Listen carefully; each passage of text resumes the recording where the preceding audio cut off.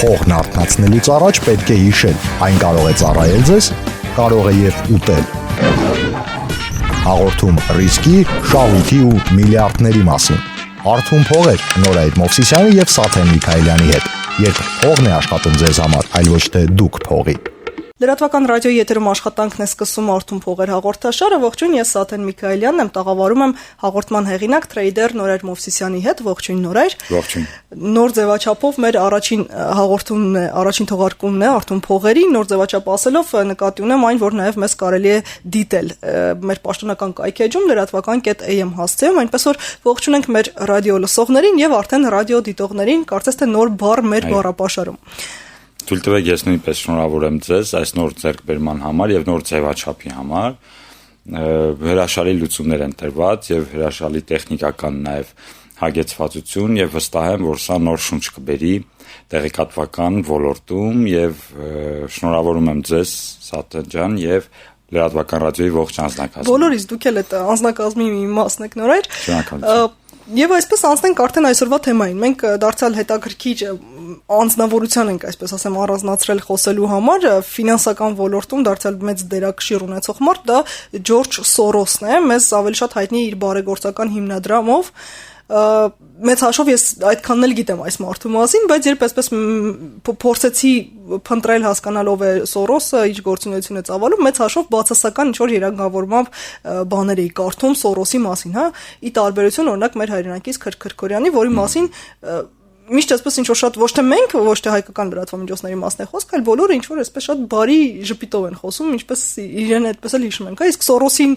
մասին շատ նեգատիվ էր։ Հիմա հասկանանք թե ինչու, ինչ վատ բան է արել այս մարդը, ինչի հաշվին է հարստացել այդ միլիարդները ձեռք բերել։ Այո, շատ ճիշտ եք նկատել, ընդհանրապես Ջորջ Սորոսը բավական հակասական կերպար է եւ տարբեր աղբյուրներում, տեղեկատվական աղբյուրներում տարբեր տեղեկատվություն եւ պատմություններ կարելի է գտնել նրա մասին։ Բայց ընդհանուր առմամբ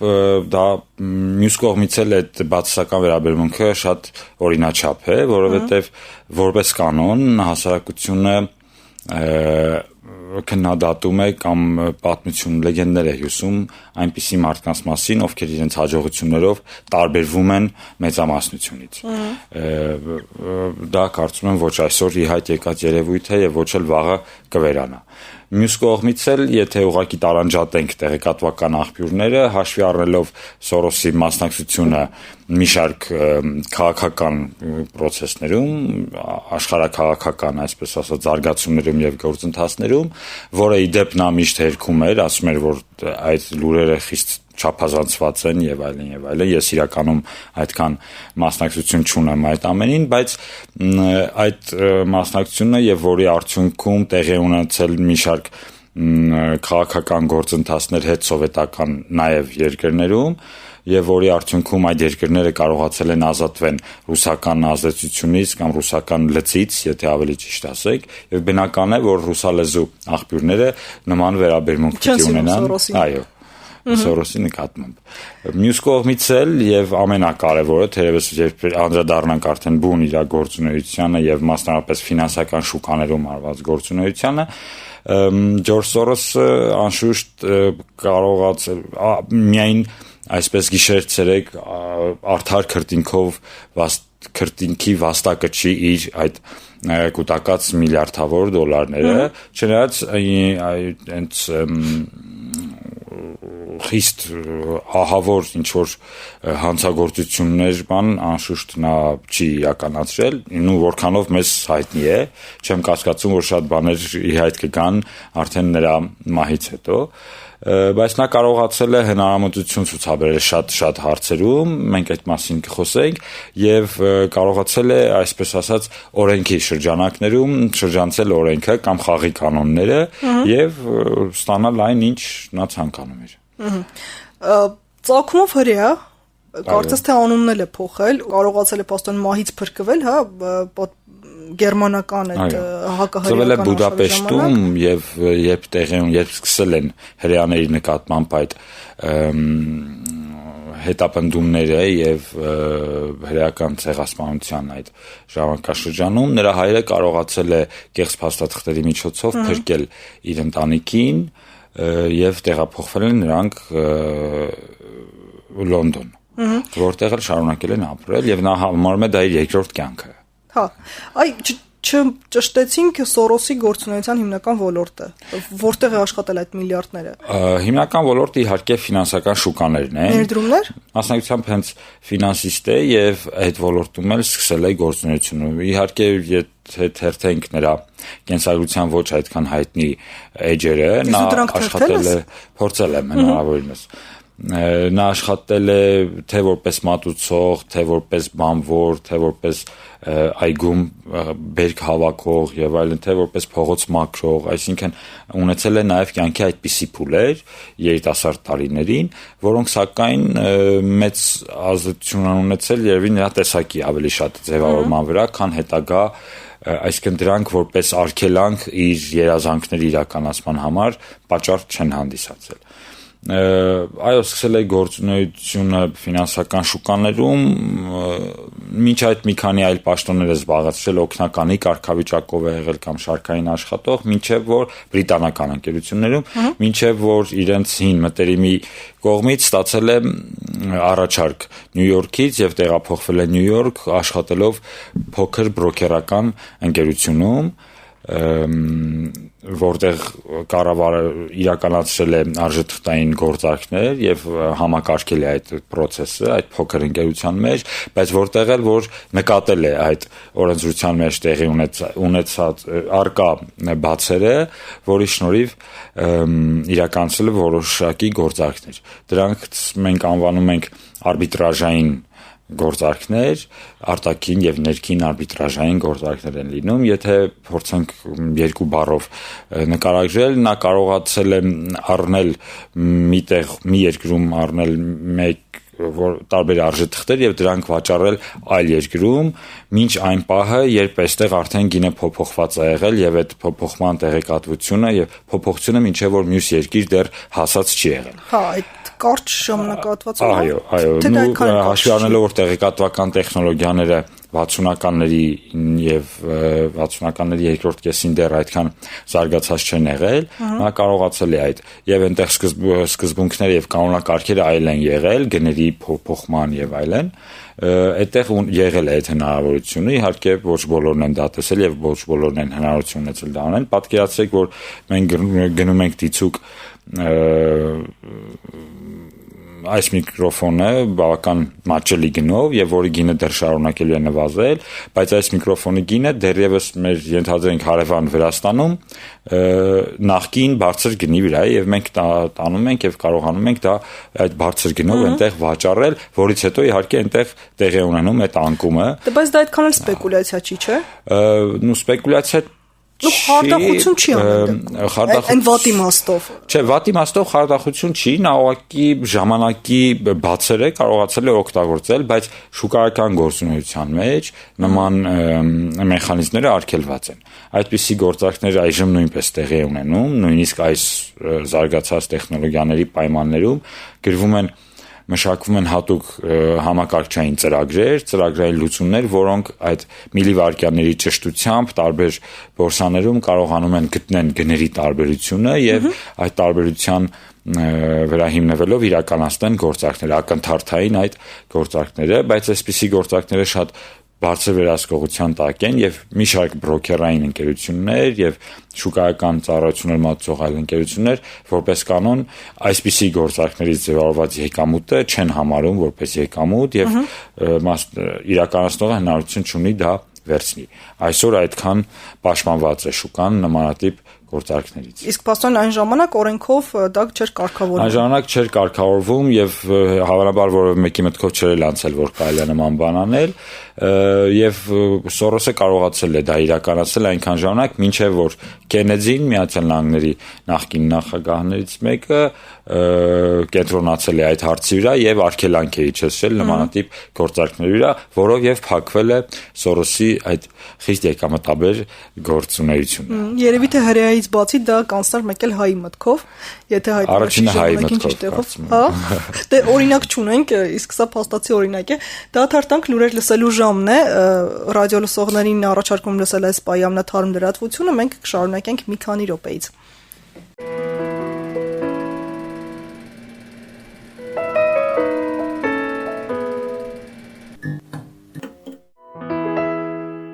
Լրատվական ռադիոյի եթերում շարունակվում է Արթուն փողեր հաղորդաշարը, ես Սաթեն Միքայելյանն եմ, տաղավարում եմ հաղորդման հեղինակ տրեյդեր Նորայր Մովսիսյանի հետ,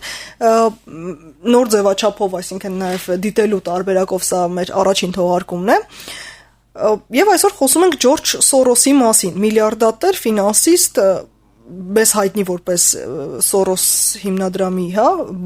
բարեգործական հիմնադրամի հիմնադիր, խոսենք մի հետաքրքիր փաստի մասին, որ Սորոսը հարստացավ մեկ օրում, մեկ գիշերում սև չորեքշաբթի ասվածի ժամանակ, միլիարդի մասին էր խոսքը գնում, արդյոք դա հնարավոր է թե ոչ, եւ արդյոք այն ինչ որ պատմում են Սորոսի մասին, դու ավելի լավ կներկայացնես Նորայր, դա համապատասխանում է իրականությանը։ Ես կարծում եմ համապատասխանում է իրականությանը, բայց ասենք ինչը հետո նոր ասենք։ Չնայած ոչ ամբողջությամբ։ Ուրեմն վերջաց ավարտելով այդ արբիտրաժային գործունեությունը, նա իր գործունեությունը արդեն սկսեց ծավալել էլի բորսաներում, բայց արդեն արժեթղթերի եւ ֆոնդերի կառավարմանն, այսպես ներդրումային ֆոնդերի եւ պորտֆելների կառավարման ոլորտում ստեղծեցին իր գործընկերոջ հետ հեջային ֆոնդեր, որ իրականացնում էին հեջավորում, որովհետև այդտեղ նույնպես օրենսդրությունը մի շարք բացեր ուներ եւ այդտեղ մեծ ազատություններ կար, օրինական եւ անօրինական գործարքներ անելու, չնայած անօրինական շատ հարաբերական է, որտեղ օրենքը դա չէր կարգավորում։ Այսինքն այնինչ նրանք անում էին, դա այսօր է կոչվում անօրինական։ Այնինչ արգելված չի թույլատրված, այդ բանաձև։ Այո։ Եվ այդ որոշակի ժամանակահատվածի ընթացքում նրանք գնում էին մեծ քանակությամբ բրիտանական ֆունտ։ Այսինքն ներդրումներ էին իրականացնում բրիտանական ֆունտի տեսքով, այդ ծավալը հասել է շուրջ 5 միլիարդ բրիտանական ֆունտի եւ մի գեղեցիկ օր ելնելով այլ զարգացումներից ընդհանուր քաղաքական եւ տնտեսական Մեծ Բրիտանիայի, նրանք որոշում են կայացնում ազատվեն իրենց բրիտանական ֆունտից, դա այն օրերն էր, երբ բրիտանական ֆունտը կտրուկ արժեզրկվում էր գերմանական մարկի նկատմամբ 92 թվականի սեպտեմբերի կեսին եւ սեպտեմբերի 16-ին նրանք որոշում են ազատվեն իրենց ունեցած ողջ բրիտանական ֆունտից, այդ 5 միլիարդ բրիտանական ֆունտը բաց են թողնում դեպի շուկա, այսինքն վաճառում են եւ որի արդյունքում անշուշտ եւ բրիտանական ֆունտի ծավալը այդպես կտրուկ աճում է ազատ միջոցների, անմիջապես բրիտանական ֆունտը մեծ կորուստ է ունենում իր փոխարժեքում եւ նրանք դրա շնորհիվ վաստակում են ավելի քան 1 միլիարդ ամերիկյան դոլարի չափ գումար եւ բայց դրա արդյունքում տուժում է ողջ բրիտանական բանկային համակարգը եւ առհասարակ տնտեսությունը այնտեղ հնարավոր չէ հաշվել ընկերությունների եւ ֆինանսական կազմակերպությունների քանակը, ովքեր սննկացել էին այդ բրիտանական ֆունտի փոխարժեքի հետ կտրուկ անկումից։ Իհարկե նա միշտ հերքում է իրենց մասնակցությունը եւ ասում որ դա խիստ չափազանցված է եւ ես այդտեղ համամիտ եմ իր հետ որոշակի առումով, որ միայն 5 միլիարդ ֆունտի բաց թողումը բավական չէր, որպեսզի ֆունտի շուկայում այդպիսի պայթուն լիներ, բայց անշուշտ նրանց գործունեությունը եղել է կրակի վրա յուղ լցնելն, այսպես ասած, եւ նրանք նպաստել են այդ պայթյունին։ Դե դրա համար չեն սիրում Սորոսին։ Բայց մյուս կողմից էլ սպեկուլյացիաները գտնում է օրենքի բաց թողումները, աշխատում ոչ օրինական դաշտում, կամ հասկացանք որ դա այդքան էլ այդպես չի, բայց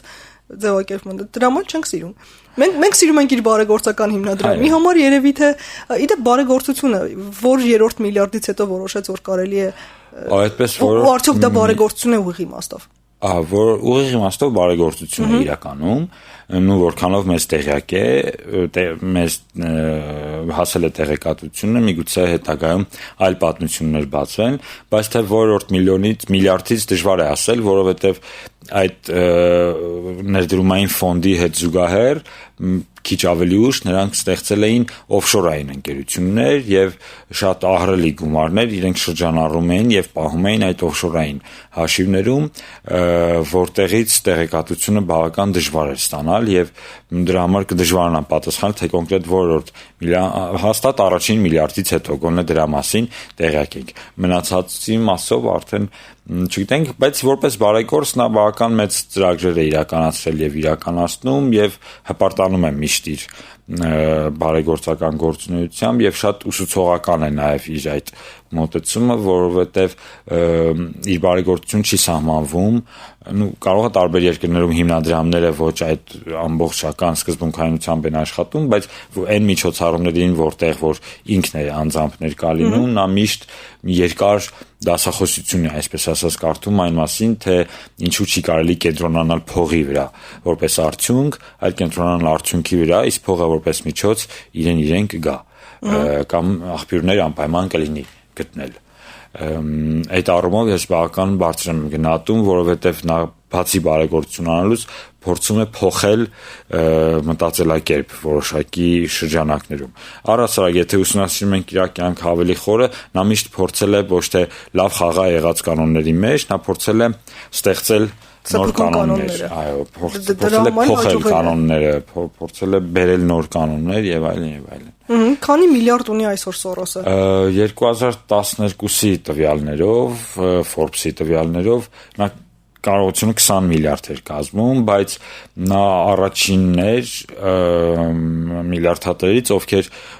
կային միաժամանակ 7 անվանակարգերում, Forbes-ի այդ դասակարգման սանդղակում միաժամանակ 7 անվանակարգերում նա կար։ Այդ ցուցանիշով նա առաջինն էր։ Կա սկզբունք, որը քեզ համար է նաև ուսանելի եղել։ Այո։ Սորոսի աշխատանքի մեջ։ Շատ հետաքրքիր նրբություն կա, երբ նա աշխատում է ֆինանսական շուկաներում, նա ներդնում է ֆինանսական գիտելիքները եւ կանոնները, ներդնում է ալքիմիայի եւ քվանտային ֆիզիկայի օրենքների եւ կանոնների հետ, հաշվի առնելով, որ ինչի մասին մենք բազմիցս խոսել ենք մեր հաղորդման շրջանակներում, հաշվի առնելով, որ շուկան իրենից ներկայացնում է մարդկանց բազմություն, որոնց գործողությունները մեծ հաշվով քաոսի են նման կամ վերածվում եւ այդ քաոսային մասնիկների քաոսային պահվածքի կամ շարժման եւ նրան շարժման հարաբերականության եւ նրան շարժման արդյունքի հոգեբանական ազդեցության եւ այդ ամեն ինչի վերլուծությունն նա իր գիտական աշխատություններում բավական մանրամասն ներկայացնում է եւ ինձ համար որպես ոլորտի աշխատող չափազանց հետաքրքիր է կարդալ նրա գիտական աշխատությունները, չեմ թաքցնի, շատ բաներ խիստ անհասկանալի են, բայց հաշվի առնելով, որ ես ինքս չեմ ուսումնասիրել նույն քվանտային ֆիզիկան կամ առիթ չի եղել այդպիսի բան, բայց ամեն դեպքում այդ մոտեցումները շատ հետաքրքիր է եւ շատ հատկանշական է, որ այնպիսի process-ներ, որոնք տեղի են ունենում ատոմային, նույնիսկ էլեկտրոնային եւ նեյտրոնային այդպես խիստ մակարդակներում դրանք նույնությամբ տեղի են ունենում եւ նույնությամբ կարելի է զուգահեռներ քաշել նաեւ միջմարտկային փոխհարաբերություններում, երբ քանակը շատ է եւ երբ զարգացումներն այդպես արագ են։ Դե երևի տրամբանական է, որ կրթաթոշակներն է շատ Սորոսի հիմնադրամը այսպես մեծ շեշտադրում է կատարել կրթաթոշակների վրա, ինչ ասեմ, հարգանքներս մարդուն ու նաև հասկանանք ինչով է այսօր զբաղվում Սորոսը, Ջորջ Սորոսը, որի իրական անունը մենք չարձանագրեցինք, ես այստեղ մի քիչ դժվար ընթերնելի է Դյորդ Շվարց։ Մյուս տարբերակով է Շորոշ, բայց անունը Դյորդ ինչ-որ նման։ Շվարց, որտեղ իր հոր ազգանունն էլ Շվարց է եղել, կարծում եմ հենց Շվարց էլ կլինի։ Դա Բրիտանիա տեղափոխվելու ժամանակ է, հա, երեք ժամանակ փոխվելու, որպեսզի հա։ Ինչով է զբաղվում դրանց առաջ Շորոշ եղել իրականացնում է իր բարեգործական գործունեությունները, ոչ, որպես կանոն նման մարդիկ թոշակի չեն գնում եւ դա շատ նորմալ է, թոշակը ինքնին տարբեր համակարգերի կողմից ստեղծված այսպես զբաղմունք է մարդկանց համար, կեղծ զբաղմունք եւ ավելի լավ է չխոսենք այդ թեմայից շատ ակտիվ զբաղվում է իր ընկերություններով, ներդրումներով խորհրդատվական գործունեությամբ նեղ շրջանակների համար բարեգործական բոլոր միջոցառումներին ձգտում է մասնակցել իրեն համարում է բավական առողջ առույգ 80 անց էր, չէ՞, եթե չեմ սխալվում, 85 տարեկան այսօր բայց գացել ես ինչ երկարակյաց են միլիարդատերերը Մենք Բաֆետից էլ էինք խոսում, դարձյալ նույնն է։ Ես երկարակեցությունը իհարկե կյանքի պայմանները ազդեցություն ունեն, որովհետև կյանքի տևողությունը սոցիալական երևույթ է, Բայց մյուս կողմից ես իմ անձնական տեսակետով, միգուցե ես սխալվեմ կամ չունեմ ես ապացույցներ, բայց իմ անձնական կարծիքով երկարակեցությունը դա աշխատասիրության եւ շարունակական աշխատելու արդյունքն է այդ։ Արձակուրդները, այդ պասիվ հանգիստները եւ այդ թոշակները իմ կարծիքով կարճացնում են մարդու կյանքը։ Մեզ հատկացված եթերաժամանակը սպառվեց, շնորհակալություն նորայր հետաքրքիր ինֆորմացիայի համար։ Մենք այսպես կարծում եմ Արթուն փողեր հաղորդման շրջանակում շարք նույնիսկ կանենք հաջողակ մարդկանց որպես կանոն միլիարդատերերի մասին կպատմենք, որովհետև իսկապես հետաքրքիր է այն սկզբունքները, որով աշխատել են ու ինչի շնորհիվ է կարողանում այդպես հաջողակ լինել, հա։ Ամենակարևորը այն մարդկանց կանդրադառնանք, ովքեր գոնե կյանքում ինչ-որ մի փուլում առնչություն ունեցել ֆինանսական շուկաների հետ։ Հա, որոնք հարստացել են, այսպես ասած, ֆինանսական, հա, կամ աղքատացել են։ Կամ աղքատացել են։ Եթե ունենք այդպիսի օրինակներ, շատ ավելի հետաքրքիր։ Շատ ավելի շատ ունենք, քան հարստացածներ։ Բայց այդպիսի համաշխարհային դեմքեր, որ անունով տեղը կբերես, այսպես ասած։ Այո, չէ, որովհետև աղքատներին չեն սիրում հասարակություններում։ Հետաքրքիր բան, որին մենք անպայման կանդրադառնանք մեր հետագա հաղորդումներին։ Այսքանն էր հարգելի ռադիո լսողներ եւ նաեւ ռադիոդիտողներ, Արթուն փողեր հաղորդաշարն էիք լսում եւ դիտում։ Տաղավարում աշխատեցինք ես Սաթեն Միքայելյանս եւ հաղորդման հեղինակը Թրեյդեր Նորայր Մովսիսյանը։ Միշտ նոր հանդիպում։